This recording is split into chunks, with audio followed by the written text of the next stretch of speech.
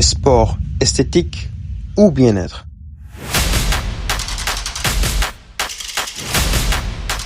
Aujourd'hui, on va parler d'un sujet hyper important. Est-ce qu'on fait du sport pour l'esthétique ou pour le bien-être? Et surtout, est-ce qu'on peut avoir les deux? Soyons honnêtes, la majorité des gens commencent le sport pour le physique. Perdre du ventre, avoir des abdos, des fessiers, des bras plus dessinés. Et c'est normal.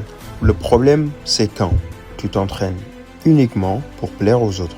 Tu te compares sur les réseaux, tu te détestes quand tu ne vois pas de résultats rapides. À ce moment-là, le sport devient une punition au lieu d'être un simple plaisir.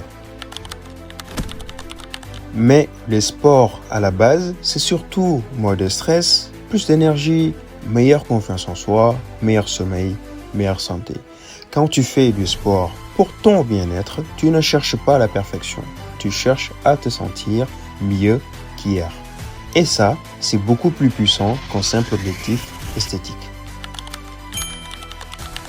La vraie question, c'est pas esthétique ou bien-être. La vraie question, c'est pourquoi tu fais du sport. Tu peux vouloir un beau corps et te sentir mieux dans ta tête. Les deux sont compatibles.